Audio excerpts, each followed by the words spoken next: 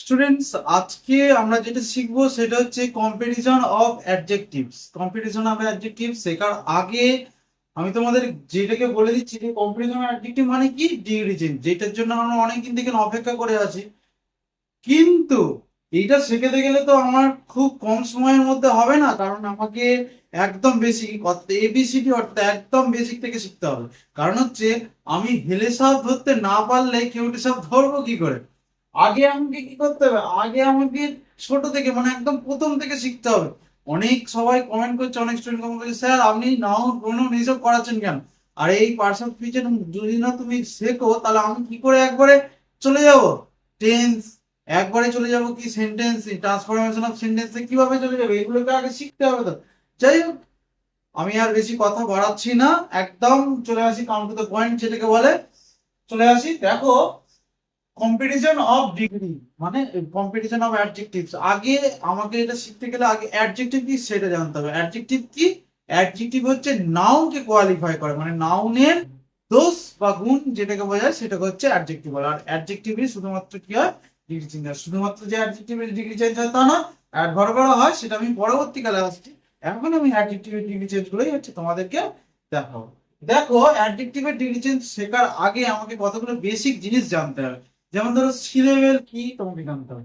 Syllable মানে আমি যখন ধরো কোনো একটা ওয়ার্ড, যখন একটা একটা নিচ্ছি, সেই ওয়ার্ডটা যখন উচ্চারণ করছি অর্থাৎ প্রোনাউন্সিয়েশন যখন করছি, তখন হচ্ছে কি হচ্ছে, তখন হচ্ছে কতকগুলো ভাগে ভাগ করছি। যেমন ধরো আমি বলছি কতকগুলো ওয়ার্ড আছে যেগুলো আমি একবারে উচ্চারণ করে দিচ্ছি, কতকগুলো ওয়ার্ড আছে আমি ধীরে ধীরে থেমে থেমে উচ্চারণ করছি, ভেঙে ভেঙে উচ্চারণ করছি। যেমন ধরো আমি বললাম যে টল, দেখো একবারে উচ্চারণ করে দিচ্ছি, বলছি টল, একবারে উচ্চারণ করে দিচ্ছি।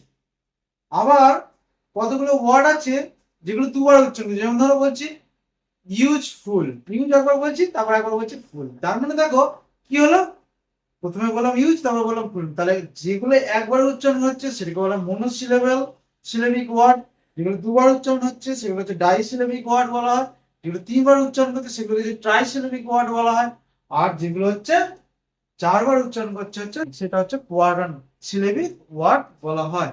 যাই হোক, এখানে যেমন ধরো টলে যেমন একবারে উচ্চারণ করেছি সেই জন্য এটাকে মনোসিলেবেল বলা হয়। এটাকে আমাকে সিলেবালটাকে জানতে হবে, নাহলে আমি অ্যাডজেক্টিভটা কিন্তু শিখতে পারবো না। আর একবারেই আমার বলা সম্ভব নয় পুরো ডিগ্রি চেঞ্জটা, কারণ হচ্ছে অনেকটা সময় লাগবে। আমি কয়েকটা পার্টে পার্টে ভেঙে দিয়েছি, সেগুলো হচ্ছে পরপর তোমাকে ক্লাসগুলো দেখে দেখে যেতে হবে।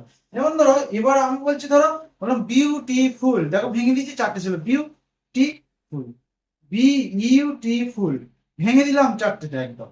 বিউটিফুল এই কয়েকটা সিলেবেলে আমি ভেঙে দিয়েছি। তাহলে এই সিলেবেল গুলো জানতে হবে। এবার কি কাজে লাগবে দাঁড়াও, এইটা করাতে করাতে তুমি বুঝতে পারবে যে সিলেবেলটা কি কাজে লাগবে। যেমন ধরো আমি ধরো একটা লিখেছি sentence, Joy is young, young, Joy is young, Joy হচ্ছে প্রচুর যুবক। দেখো Soumi is younger than Barnali, Soumi হচ্ছে বর্ণালীর থেকে না আরো ছোট। আর Ahana is the youngest, E S T, youngest of all, Ahana হচ্ছে সবার থেকে ছোট। এই ক্ষেত্রে কি হলো দেখো, তাহলে দেখো তিনটেই কিন্তু অ্যাডজেক্টিভ, একটা ইয়াংটা অ্যাডজেক্টিভ, ইয়াঙ্গারটাও অ্যাডজেক্টিভ, আবার দেখো ইয়াংগেস্টটাও অ্যাডজেক্টিভ। কিন্তু তফাৎটা কি? দেখো ইয়াং মানে শুধু সিম্পল ভাবে ইয়াং যেটাকে বোঝাচ্ছে। যেমন ধরো ইয়াঙ্গার হচ্ছে আর একটু, মানে যেটাকে বাংলাতে বলা হয় যে যে ইয়াঙ্গার অর্থাৎ যুবক, আবার যুবক তর, আর যুবক তম, মানে তমু তর আর তমজ হচ্ছে। আচ্ছা, আবার অনেক সময় বলছে স্যার আপনি তো ইংরেজি স্যার, কমেন্ট লিখছে দেখছি যে আপনি তাহলে বাংলায় তো বলছেন কেন। দেখো তোমার কাছে আমি 5 মিনিটের ভাষণ দিয়ে চলে গেলাম ইংলিশে, তুমি কিছু বুঝতে পারলে না, সব মাথার উপর দিয়ে চলে গেল। এইটা ভালো না আমি তোমাকে বাংলায় একটা একটা করে বুঝিয়ে দিচ্ছি, তোমার মাতৃভাষার মাধ্যমে আমি বুঝিয়ে দিচ্ছি, সেটা ভালো করবে। আমরা যদি ইউটিউবে বেশি সার্চ করে থাকি দেখবে ডিজিটাল শেখাচ্ছে, দেখবে হিন্দিতে বলছে অথবা ইংলিশে বলছে। অ্যাকচুয়ালি ব্যাপারটা হচ্ছে মাখন, ধরো আমি একটা মাখন এনেছি, মাখনটাকে আমাকে খেতে হবে। মাখনটা কিসের ওপর রেখে খাবো? কোনো প্লেটের ওপর রেখে খাবো, হাতে করে খাবো, চামচে করে খাবো। এবার ওই মাখনটাকে যদি আমি কোনো কাঁকড়ের ওপর দিয়ে দিই, সেই কাঁকড়ের ওপর থেকে মাখন মাখন যদি বেঁচে বেঁচে খাই, তাহলে কাঁকড়গুলো দাঁতে ঠেকবে, তাই তো? তাহলে তো আমি খেতে পারবো না। তাহলে হিসাব করে দেখো, তোমরা যদি এই কাঁকরগুলো হয় আর আমি যদি এখান থেকে মাখনটা ওর উপরে ফেলে দিই, তাহলে কিরকম ধরনের জিনিসটা হবে, টিফিনটাকে মাখন খাবো, কিরকম ধরনের জিনিসটা কিছু বুঝতে পারবে না। তাই জন্য আমি বেশিরভাগই বোঝানোর চেষ্টা করি নিজের মাতৃভাষার মাধ্যমে, তোমাদের চেষ্টা করি যে যাতে তোমরা তাড়াতাড়ি ডিভিশনটা বুঝে যাও আর একটু না পিছিয়ে থাকতে পারো। একটু মন দিয়ে শোনো, একটু ধৈর্য ধরো, একটু ধৈর্য ধরে শোনো, সব বুঝতে পারবে। দেখো, ওমরা is the youngest of all, সবার থেকে বড়। দেখো এই ক্ষেত্রে তিনটে আমি সেন্টেন্স লিখি, দেখো তিন ধরনের সেন্টেন্স লিখি। এইটা দেখো শুধু জয়কেই বোঝাচ্ছে। এটা দেখো সৌমি আমার বর্ণালীর থেকেও আরো আরো ইয়াঙ্গার, মানে আরো আরো ছোট। তাহলে দুজনের মধ্যে কম্পারিজন হচ্ছে, এক ধরনের সেন্টেন্স ছিল। দেখো এইটা দেখো, Amana is the youngest of all, মনে হচ্ছে সবার থেকে, মানে অনেক সবার মধ্যে তুলনা হচ্ছে, অনেক সবার মধ্যে থেকে তুলনা হচ্ছে। দেখো আমি এবার কি বলছি, দেখো পজিটিভ ডিগ্রি তখনই হবে আমি যখন শুধুমাত্র সেই অ্যাডজেক্টিভটা কি ব্যবহার করব, তখন সেটা হবে পজিটিভ ডিগ্রি। এবার ধরো কম্পারেটিভ ডিগ্রি কি, যখন দুজনের মধ্যে কম্পারিজন হবে সেটা হচ্ছে কম্পারেটিভ ডিগ্রি হবে, মানে দুজনের মধ্যে হবে, একের সঙ্গে আরেকজনের হবে। ঠিক আছে, এবার সুপারলেটিভ ডিগ্রি কি, সুপারলেটিভ ডিগ্রিটা হচ্ছে সেইটাই হবে যেটা হচ্ছে একের থেকে মানে দুইয়ের থেকে বেশি হবে, মানে অনেক সবার মধ্যে একজনকে তুলনা করা হবে, তখন হচ্ছে সেটা সুপারলেটিভ ডিগ্রি হবে। ক্লিয়ার হয়েছে ব্যাপারটা? তাহলে কি বললাম, পজিটিভ ডিগ্রি মানে শুধুমাত্র তারই গুণাগুণ বোঝাবে, আর কম্পারেটিভ ডিগ্রি মানে কি বোঝাবে, কম্পারেটিভ ডিগ্রি মানে দুজনের মধ্যে তুলনাকে বোঝাবে। আর সুপারলেটিভ ডিগ্রি মানে কি, মানে দুইয়ের থেকে বেশি, মানে সবার সঙ্গে তুলনা করা হবে। এখান পর্যন্ত ক্লিয়ার? যদি না বুঝতে পারো কমেন্টে জানাবে, অবশ্যই আমি অবশ্যই আবার ক্লিয়ার করে দেওয়ার চেষ্টা করবো পরে। তারপরে দেখো, এবার দেখো কিছু কিছু অ্যাডজেক্টিভ লিখেছি। দেখো সব তো লেখা সম্ভব নয়, আমি দু চারটে এক্সাম্পলের মাধ্যমে তোমাদের বোঝানোর চেষ্টা করছি। দেখো টল লিখেছি, তাহলে দেখো কিছু অ্যাডজেক্টিভ, টল, টল থেকে কম্পারেটিভ ডিগ্রিতে যখন আমি যাচ্ছি তখন কি হয়ে যাচ্ছে, এটা টলার, TALL ER। দেখো ভালো করে লক্ষ্য করে দেখো, ER যোগ হয়ে গেল, ঠিক আছে, ই আর আর যোগ হয়ে গেল। আর সুপারলেটিভে দেখো টলেস্ট, TALLEST, টলেস্ট, এটা হয়ে গেল। তাহলে দেখো কম্পারেটিভ ডিগ্রিতে ইয়ার যোগ হলো আর সুপারলেটিভ ডিগ্রিতে ইএসটি যোগ হলো।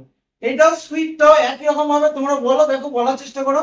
সুইট থেকে কি হবে, সুইটার, SWEETER, সুইটার। দেখো তারপরে কি হবে, সুইটেস্ট, SWEETEST, সুইটেস্ট। দেখো আর একটা আছে স্মল থেকে কি হবে, তাহলে একই রকম ভাবে স্মলার, স্মলেস্ট।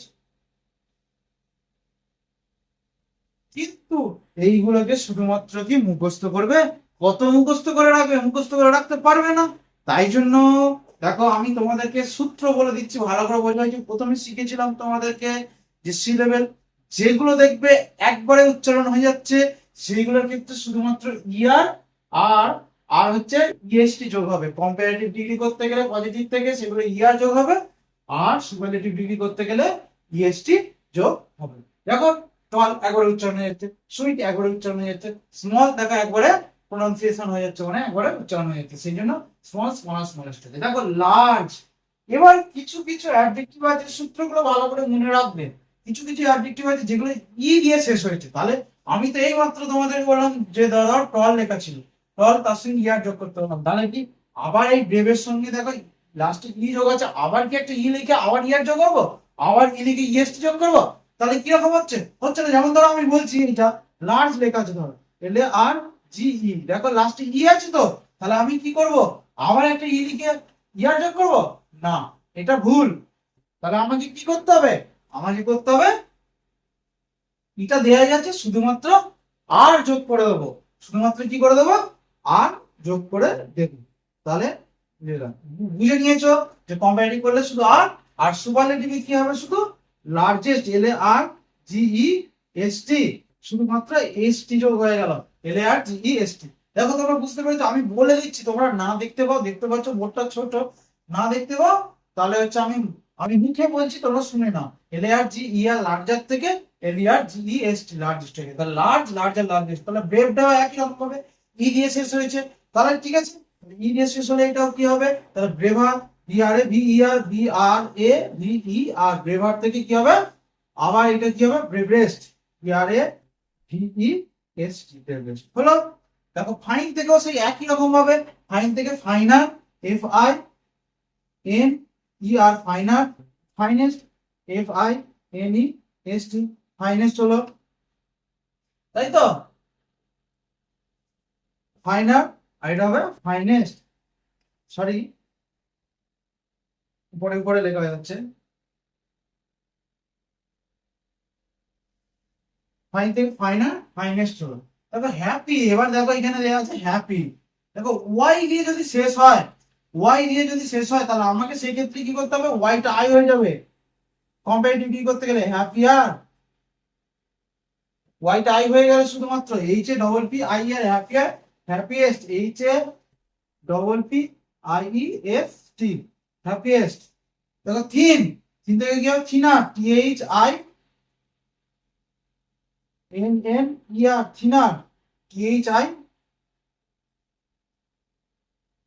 থিনেস্ট। তারপরে দেখো, আচ্ছা তার আগে একটা ছিল ইজিটা, ইজিটা আগে দেখিয়ে দিই। ইজি থেকে ইজি ওয়াই গিয়েছিল, দেখো E A S Y easy, Y ছিল, ওয়াইটা তাহলে কি হয়ে যাবে আই হয়ে যাবে, ইয়ার ইজিয়ার আর easiest E A S I E S T, ওয়াইটা শুধুমাত্র আই হয়ে গিয়ে ইয়ার আর এস টি যোগ হয়ে যাবে। এবার দেখো থিনার, যখন দেখবে আর একটা দেখাচ্ছি, দেখো ধরো দেয়া আছে থিন, থিন দেয়া আছে, তো ধরো থিন দেয়া আছে, বানানটা কি লিখলাম thin T H I N thin. দেখো আমরা কনসোনেন্ট ভাওয়েল আর কনসোনেন্ট শিখেছিলাম, দেখো এনটা হচ্ছে কনসোনেন্ট, আইটা হচ্ছে ভাওয়েল, আর হচ্ছে এইচটা হচ্ছে থিন বানান টি এইচ আই এন থিন, তাহলে এইচটা হচ্ছে আবার কনসোনেন্ট। দেখো শেষেরটা কি আছে এন আছে, বানানটা আমি আরেকবার ভালো করে লিখি, স্পষ্ট ভালো করে দেখো টি এইচ আই এন থিন, একদম দেখো এটা সি মানে কনসোনেন্ট, আর এটা ভি মানে ভাওয়েল, আবার এটা কনসোনেন্ট। যদি শেষের দিক থেকে দেখো কনসোনেন্ট ভাওয়েল আর কনসোনেন্ট আছে, তাহলে সেই ক্ষেত্রে কি করতে হয়, দেখো কনসোনেন্ট ভাওয়েল কনসোনেন্ট যদি থাকে তাহলে লাস্টের যে কনসোনেন্টটা ইয়ার যোগের সময় ডবল হয়ে যাবে, তাহলে কি হয়ে যাবে ডবল হয়ে যাবে। তাহলে কি হবে থিন থেকে কি হবে thinner T H I N N year thinner, একই রকম হবে টি H I N N E S T thinnest হয়ে যাবে। তারপর রেড থেকে কি হবে রেডার আর ই ডবল ডি ইয়ার, তাহলে এইটাও দেখো রেড এর তো সেই বানানটা একই, আর ই ডি রেড, দেখো এটা সি এটা ভি এটা সি, মানে কনসোনেন্ট ভাওয়েল কনসোনেন্ট যদি থাকে লাস্টের যে কনসোনেন্টটা থাকে সেই কনসোনেন্টটা ডবল হয়ে যায়। মুখস্থ করার কোনো দরকার নেই, ইংরেজিতে এমনই একটা জিনিস, এটা একটা ল্যাঙ্গুয়েজ, বিদেশি ল্যাঙ্গুয়েজ, এটাকে হচ্ছে শিখে নিতে হয়, মুখস্থ করার কিচ্ছু প্রয়োজন নেই। দেখো রেড থেকে দেখো C V C, consonant vowel মুখস্থ করা মানে ফালতু, মানে মনে রাখতে পারবে না, যেই দেখবে যেই মুখস্থ করলে দরজার চৌকাঠ থেকে যেই বেরোবে তখনই দেখবে ভুলে গেছো। তাহলে দেখো এবার বিগ থেকে দেখো একই রকম ভাবে বিগ থেকে বিগ বিগার বিগেস্ট হবে, তাহলে আমি একই রকম ভাবে লিখলাম কি হবে বিআই ডবল জি ইয়ার বিগার, আর এটা কি হবে বিগেস্ট বিআই double G E S biggest হবে। এবার এবার দেখাচ্ছি যে বললাম যে সি লেভেল শিখেছিলাম, এবার দেখো এইগুলোতে একবারে উচ্চারণ হয়ে যাচ্ছিল, সেই জন্য এইরকম ভাবে কম্পারেটিভ করতে গেলে ইয়ার যোগ হচ্ছিল, আর সুপারলেটিভ করতে গেলে ইএসটি যোগ হচ্ছিল। কিন্তু দেখো বিউটিফুল যখন বানানটা আমি লিখছি তখন দেখো ভেঙে যাচ্ছে সিলেবেলে, beautiful B E U T ful ভেঙে যাচ্ছে, বিউটিফুল ভেঙে যাচ্ছে, তার মানে কি হবে এইগুলোর ক্ষেত্রে মোর বিউটিফুল কম্পারেটিভ করতে গেলে আর হচ্ছে মোস্ট বিউটিফুল লাগে, তাহলে কি হবে আমার more beautiful B E A U T I F U L more beautiful, আর কি হবে মোস্ট বিউটিফুল।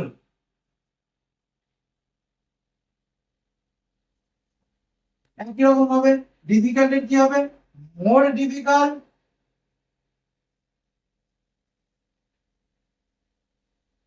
আর মোস্ট ডিফিকাল্ট।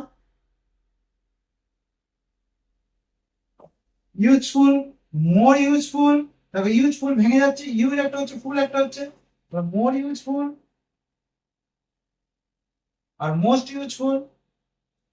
আমার মনে হয় এবার ক্লিয়ার হয়ে গেছে তোমাদের ধারণাটা, তাহলে এইগুলো মুখস্থ করার কোনো প্রয়োজন নেই। আমি যেমন করে বললাম যদি সিলেবেলে ভেঙে যায় তাহলে কি হবে মোর আর মোস্ট যোগ হবে, কম্পারেটিভের ক্ষেত্রে মোর যোগ হবে, আর সুপারলেটিভের ক্ষেত্রে মোস্ট যোগ হবে, আর যদি না ভেঙে যায় সি লেভেলে তাহলে হচ্ছে ইয়ার আর ইএসটি যোগ হবে। এবার কিছু কিছু ব্যতিক্রমী আছে যেগুলো আমি দেখাচ্ছি, যেগুলোর ক্ষেত্রে ইয়ার বা ইএসটি কিছুই যোগ হয় না, সেগুলো একদম সম্পূর্ণভাবে চেঞ্জ হয়ে যায়। যেমন ধরো আমি বলছি ব্যাড, বললাম bad, B A D bad, worse, W R S worse, worse W O R S worse. যেমন ধরো বললাম good, better, B double T R better, best. এইরকম অনেক আছে। হ্যাঁ, এইরকম অনেক ধরনের আছে। এখন সব তো দেখানো সম্ভব নয়।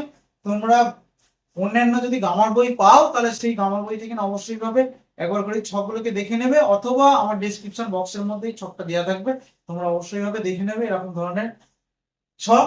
এবার দেখো আমি তোমাদের সেকেন্ড পার্টটা তোমাদের এবার দেখাবো, যেটা হচ্ছে মেন এক্সামের মধ্যে থাকে। এটা হচ্ছে বেসিক রুলসটা গেল, যেটা আমার সেকেন্ড পার্টের মধ্যে আসবে। তোমরা অবশ্যই ভাবে আমার সেকেন্ড পার্টটা দেখবে, কারণ হচ্ছে লেন্দি আমি করতে চাই না ভিডিওটা। এতক্ষণ এই বেসিক জিনিসটা শেখার জন্য, বেসিক হলেও ইনফরমেটিভ ছিল। যদি শেখার জন্য সত্যি তোমরা শিখে থাকো, নতুন ভাবে শিখে থাকো, যারা জানতে অবশ্যই ভালো, যারা না জানতে যদি অবশ্যই ভাবে শিখে থাকো, তাহলে আমাকে অবশ্যই একটা লাইক করবে, অবশ্যই শেয়ার করবে, আর একটা অবশ্যই ভাবে কমেন্ট করবে, এবং আমার চ্যানেলটি যদি ভালো লেগে থাকে তাহলে অবশ্যই ভাবে সাবস্ক্রাইব করবে।